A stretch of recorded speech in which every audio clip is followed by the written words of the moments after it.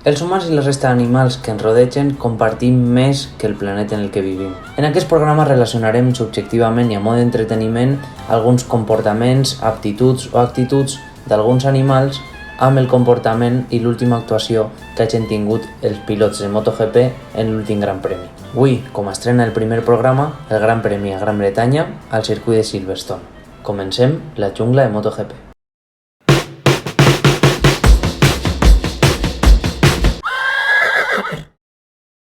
Parlem d'una espècie amb un caràcter molt volàtil. Pot aparentar indiferència i tranquil·litat i agredir als pocs segons. Amb comportaments inesperats, pot ser tranquil·la i passiva com agressiva i letal. Està considerat un dels animals més impredictibles del món. Bé, doncs començaré la primera secció, el primer animal, que és la serp de cascabell. Jo crec que assignant-li-la segurament a Miguel Oliveira. Jo li la vaig assignar a Miguel Oliveira. Per què? Doncs perquè m'ha paregut, com bé diu la descripció de la serp, un caràcter molt volàtil i una actuació molt volàtil. Primerament, en els entrenaments no acabava de fer-ho bé, en la classificació tampoc va destacar massa i ha sigut entrar a la carrera un poquet així com qui no diu res i quan te n'adones, pum, estava ahí, agressiu, avançant i fent una posició per a mi molt brutal. Per a mi ha fet una carrera molt interessant, com bé hem dit en el resum, que per cert si no l'has vist te'l deixo per així dalt. I com bé dic, crec que ha sigut el més volàtil de tots. Igual s'estaria barallant en la posició amb, no ho sé, igual Alex Rins o Joan Mir o alguna així, però jo crec que el que més li ve al pèl en este Gran Premi de Gran Bretanya crec que ha sigut per a Miguel Oliveira. S'endú per a mi la primera serp del programa de les seccions d'animals. Estem davant l'insecte amb major massa cerebral que existeix. Són intel·ligents, metòdiques, treballadores i grans estrategues. Coneixen la jerarquia, tenen una gran dedicació i compromís amb el grup. És la representació pura de la constància i el treball. I passem a la formiga.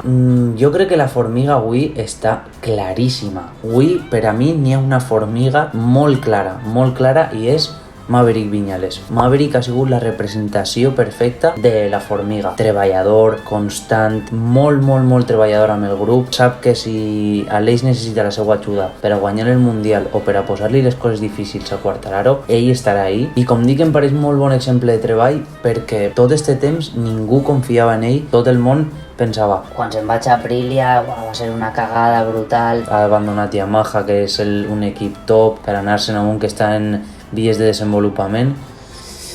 Doncs hem pillat tots, ens ha tancat un poquet la boca a tots. Aprilia està responent molt bé, ja veiem com està Aleix en el Mundial, i Maverick ha donat un colp sobre la taula i ha dit, aquí estoy yo también, colega. Així és que per a mi avui la formiga del Gran Premi de Gran Bretanya és per a Maverick Viñales.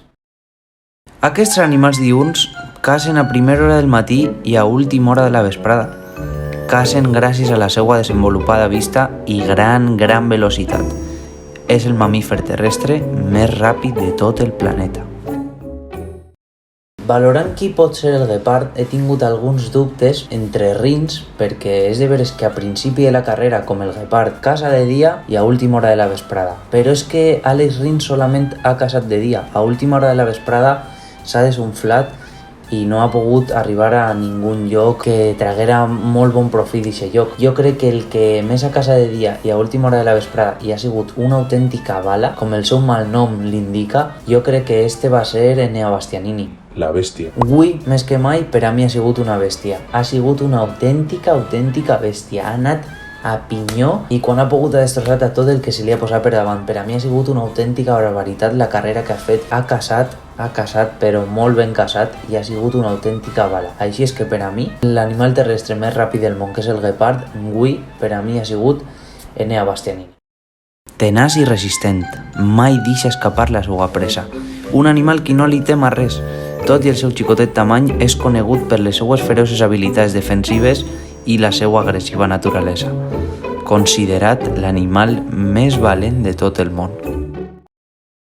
I passem a uno que a mi em fa molta gràcia perquè el teixó de la mel, la veritat és que és un animal molt curiós, és una passada d'animal, no li té por a res i va sempre de front i a per totes. Avui la veritat és que se m'estan posant les coses fàcils perquè la majoria no he hagut de pensar massa. No ho sé, estan prou definits avui els animalets. Segurament en els pròxims Gran Premis no passa això, però avui el teixó de la Mel, algú valent i que no s'ha rendit mai, Aleix Espargaró. Claríssimament per a mi també. Ahir va tindre un pinyo superimportant en classificació. Té els dos peus no trencats, però quasi tindrà fissures en els dos peus. I el tio s'ha tornat a pujar a la moto, es torna a pujar, només caure's de la moto, va anar al metge i va dir: jo vull pujar una altra vegada. S'ha tornat a pujar i avui ha fet una carrera prou decent per a l'estat de salut en el que estava. Jo crec que estava prou més fotut del que ens han contat, ha estat prou bé. Avui per a mi el teixó de la Mel ha sigut claríssimament Aleix Espargaró. Ha anat a per totes. Aleix és el teixó de Gran Premi de Gran Bretanya. Tranquil·la i despreocupada, no té pressa per arribar al seu objectiu. Són exploradores, però al seu ritme. Tot i ser una ràpida i excel·lent nedadora, és el reptil més lent de tot el món.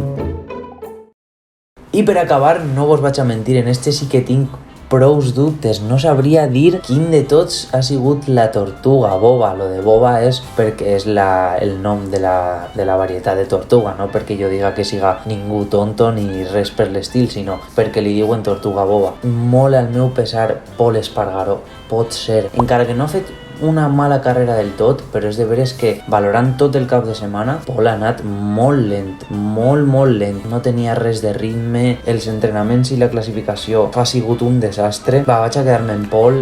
Em dona molta pena i molta ràbia perquè Pol m'encanta i és un tio que em cau massa bé, però avui t'ha tocat ser la tortuga, Pol, ho sent molt, és el que hi ha, segur que tindràs grans premis molt millors, però la Honda no està funcionant res i el pobret entre la lesió de les costelles i el paró d'estiu jo crec que li ha pillat un poquet a contrapeu. Així és que avui, i per finalitzar en esta secció d'animals, la tortuga boba del Gran Premi de Gran Bretanya és per a Pol Espargaró.